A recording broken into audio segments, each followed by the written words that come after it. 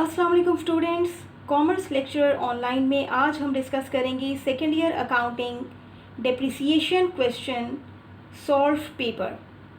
So let's have the look on the question. Board of intermediate examination का past papers में 2017 का question number 9 part C, messrs Zahir limited. On January 1, Messrs. Zahir Limited purchased a machine. List price है 2,70,000. Trade discount है 10%. Credit terms है 2, 10 and 30. List price में से 10% trade discount minus होगा, जो आंसर आएगा उसको हम कहते हैं invoice price. Credit terms 2, 10 and 30 का मतलब है 2% डिस्काउंट अगर पेमेंट 10 डेज़ के अंदर हो, नो डिस्काउंट अगर पेमेंट 30 डेज़ में हो, और पेमेंट को 30 डेज़ के अंदर आपने ज़रूर करना है। तो अब हम पेमेंट की डेट देखेंगे। अगर 10 दिन के अंदर पेमेंट हुई, यानी जनवरी 10 से पहले पेमेंट हुई, तो यकीनन हमें कैश डिस्काउंट मिला, और अगर उसके बाद पेमेंट हुई तो हमें कैश डिस्काउंट नहीं मिला। Payment was made with in discount period, okay obvious है, हमें कैश डिस्काउंट मिला, उसको हम कैलकुलेट करेंगे 2% अपनी इनवॉइस प्राइस पे, और हम उसको सब्ट्रैक्ट करेंगे अपनी इनवॉइस प्राइस में से। Payment was made with in discount period. Transportation के दौरान आपका मशीन का एक पार्ट डैमेज हो गया जिसको आपने रिप्लेस किया 10,000 रुपीज़ में। ऐसी नेग्लिजेंस से जो भी कॉस्ट इनकर होती है वो हमेशा हमारा रेवेन्यू एक्सपेंडिचर है, और वो कॉस्ट की कैलकुलेशन में ऐड नहीं होगी। A special part was added to improve the efficiency of the machine at a cost of 45,000। जो भी एक्सपेंस मशीन की एफिशिएंसी या लाइफ या प्रोडक्टिविटी को बढ़ाएगा वो हमारा कैपिटल एक्सपेंडिचर है, और उसको हम ज़रूर कॉस्ट में ऐड करते हैं।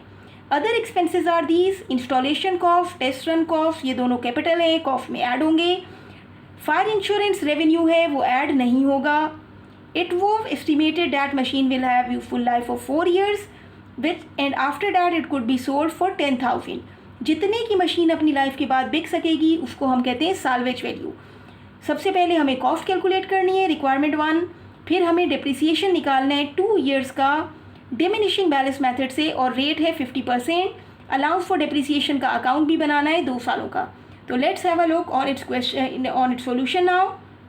चैनल को सब्सक्राइब कर दें, राइट हैंड के दिए हुए इस सब्सक्राइब बटन पे क्लिक करें ताकि आप ऐसी इन्फॉर्मेटिव सॉल्यूशंस को फ़ौरन हासिल कर सकें। Okay, so this is how the presentation should look like. Students की हैंड रिटन तरीके से आपको प्रेजेंटेशन दिखाई जा रही है कि ऐसे आपने हेडिंग डालनी है, ऐसे आपने कंप्यूटेशन लिखना है।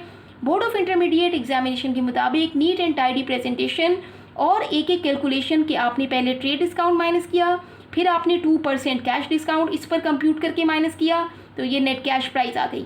ये आपके कैपिटल एक्सपेंडिचर्स हैं जिनको आपने एक साथ ऐड किया, तो ये आपकी टोटल कॉस्ट ऑफ मशीन आ गई 3,10,000 रुपीज़। अब ये टोटल कॉस्ट हम यूज़ करेंगे अपने फॉर्मूला में रिक्वायरमेंट नंबर बी में। So let's have a look on requirement number B. Diminishing balance method से हम 2 साल का कंप्यूटेशन दिखा रहे हैं। सबसे पहले आ जाते हैं 2015 पे, क्योंकि इसी साल आपने मशीन को ख़रीदा, तो आपका फॉर्मूला होगा कॉस्ट मल्टीप्लाई बाय रेट।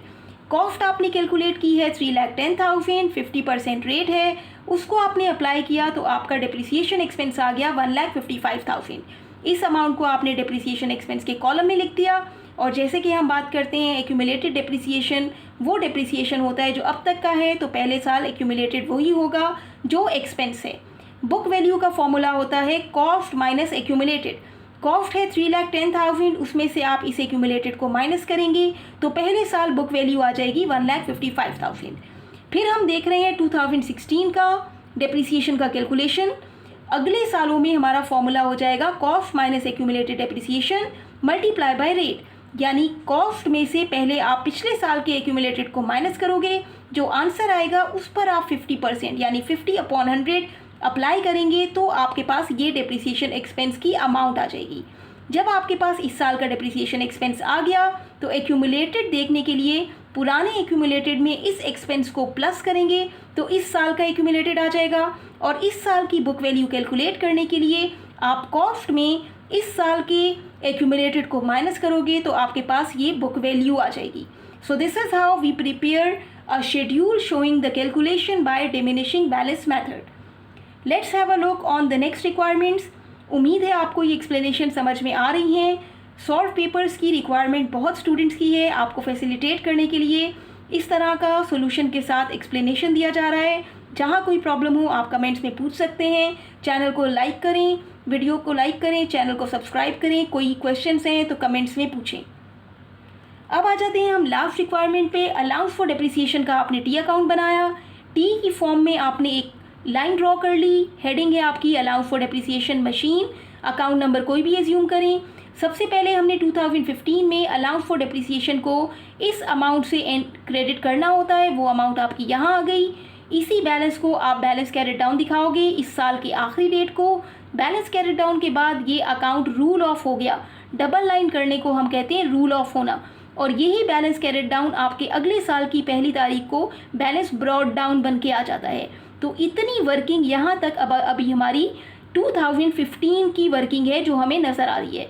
अब हम 2016 के दिसंबर 31 का अलाउंस फॉर डेप्रिसिएशन का अमाउंट यहाँ पे डालेंगे 2,32,500 जो हम शेड्यूल से देख सकते हैं। और अब जो इस साल के एंड में आपका बैलेंस कैरेट डाउन होगा वो ये बैलेंस और ये 232 दोनों को ऐड करने के बाद आएगा। तो यहाँ पे आपको नज़र आ रहा है कि ये 3,87,500 आपका बैलेंस कैरेट डाउन है। फिर आप इस अकाउंट को रूल ऑफ करोगे और यहाँ पे अगले साल आप 2017 जनवरी 1 को बैलेंस ब्रॉड डाउन शो करोगे जो कि यही होगा जो यहाँ कैरेट डाउन बैलेंस है। वीडियो अच्छी लगी तो लाइक करें, चैनल को सब्सक्राइब करें। आगे ऐसे सॉल्यूशंस देखने के लिए देखते रहिए कॉमर्स लेक्चरर ऑनलाइन। मिलते हैं अगले सॉल्यूशन के साथ, तब तक के लिए अल्लाह हाफिज़।